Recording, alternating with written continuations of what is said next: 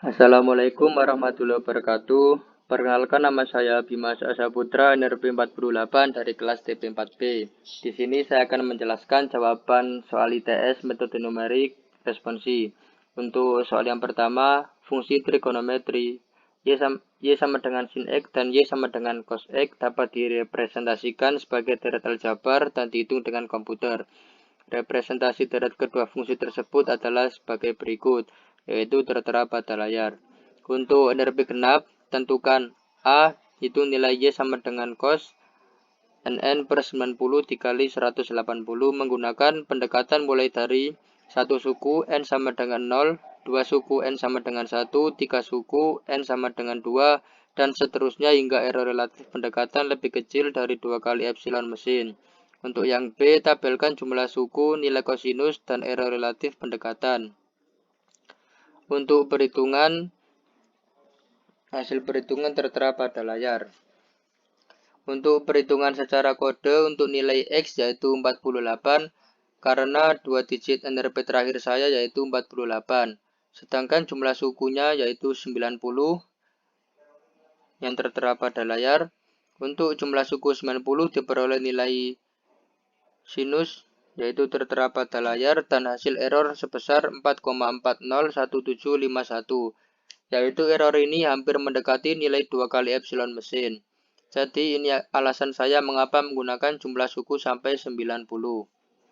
Untuk soal yang kedua, sebuah pipa gas alam cair sepanjang L sama dengan 5 meter dengan diameter luar 5 inci dilewatkan ke dalam propen vapor kamber dengan temperatur propen konstan 5 derajat Celcius. Temperatur dinding luar pipa gas alam berubah dari Tin sama dengan min 160 derajat Celcius di sisi inlet menjadi Tout sama dengan min NN yaitu 2 digit NRP derajat Celcius di sisi outlet. Perubahan temperatur sepanjang pipa dalam satuan Kelvin dari inlet hingga outlet dapat dinyatakan dengan fungsi sebagai berikut, yaitu tertera pada layar. Jika perpindahan panas total dari uap propen ke pipa melalui konveksi sepanjang pipa dapat dinyatakan sebagai berikut, yaitu tertera pada layar. Di mana A sama dengan 2500 W per M kuadrat dikali Kelvin. Tentukan A. Q dengan metode Simpson sepertiga, variasikan jumlah segmen mulai dari 2, 4, 6, dan seterusnya sampai error relatif pendekatan kurang dari 2 kali epsilon mesin. Tabelkan segmen nilai Q dan error relatif pendekatan. Untuk yang B, Q dengan metode trapezoid. Variasikan jumlah segmen mulai dari 1, 2, 3, dan seterusnya sampai error relatif pendekatan kurang dari 2 kali epsilon mesin. Tabelkan jumlah segmen, nilai Q, dan error relatif pendekatan. Untuk yang C, berdasarkan jumlah segmen yang memberikan akurasi tertinggi, jelaskan metode yang lebih akurat. Untuk hasil perhitungan tertera pada layar. Untuk subsoal yang A, yaitu menggunakan metode trapezoid. Diperoleh hasil nilai akurasi tertinggi atau nilai error terkecil diperoleh saat jumlah segmen yaitu sebesar 6 dan nilai error sebesar 0,000681 dengan integral total sebesar 574.501,412548. Untuk subsoal yang B yaitu menggunakan metode Simpson sepertiga. Metode ini hanya perlu melakukan 2 kali perhitungan untuk memperoleh akurasi tertinggi, yaitu dengan nilai error sebesar 0,000101 dengan jumlah segmen 4 dan nilai integral yang diperoleh yaitu 575.386,933505.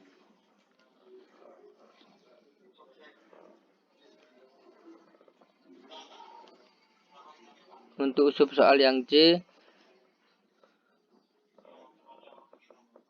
dari kedua metode tersebut yaitu metode Simpson sepertiga dan metode trapezoid, untuk metode yang memiliki nilai akurasi tertinggi yaitu metode Simpson sepertiga.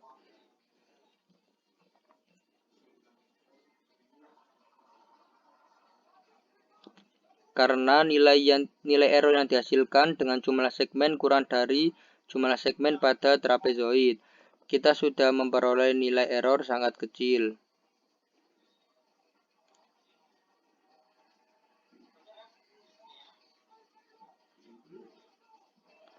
Yaitu ketika jumlah segmen 4, kita sudah memperoleh nilai error sangat kecil. Sedangkan saat menggunakan trapezoid dengan jumlah segmen 6, memperoleh nilai error lebih besar daripada metode Simpson. Untuk soal nomor 3, gas alam yang mengalir masuk ke dalam sebuah pembangkit listrik memiliki tekanan Pin sama dengan PP dikali 10 pangkat 3 dan temperatur Tin sama dengan NN derajat Celcius. Sifat gas alam tersebut mengikuti persamaan gas nyata, yaitu persamaan van der Waals, yaitu tertera pada layar. Kemudian tentukan volume jenis gas alam yang mengalir masuk ke dalam pembangkit. Untuk yang A, menggunakan metode Newton-Raphson dengan ambang batas error relatif pendekatan 2 kali epsilon mesin. Tabelkan iterasi Cohen, volume jenis dan error relatif. Untuk yang B, menggunakan metode Second dengan ambang batas error relatif pendekatan 2 kali epsilon mesin. Tabelkan iterasi Cohen, volume jenis dan error relatif. Untuk yang C, bandingkan kinerja kedua metode berdasarkan jumlah iterasi yang dibutuhkan. Untuk perhitungan yang diketahui tertera pada layar. Untuk subsoal A, yaitu menggunakan metode Newton-Raphson, diperoleh nilai error mendekati 2 kali epsilon ketika iterasi ke-7. Untuk subsoal yang B, yaitu menggunakan metode Second, nilai error mendekati 2 kali epsilon ketika iterasi ke-5.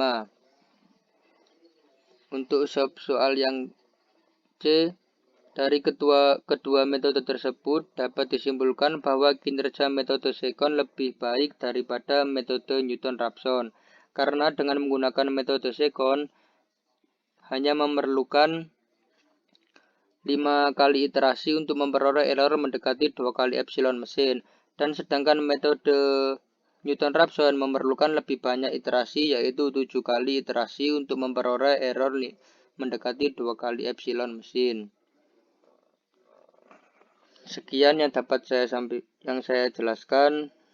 Wassalamualaikum warahmatullahi wabarakatuh.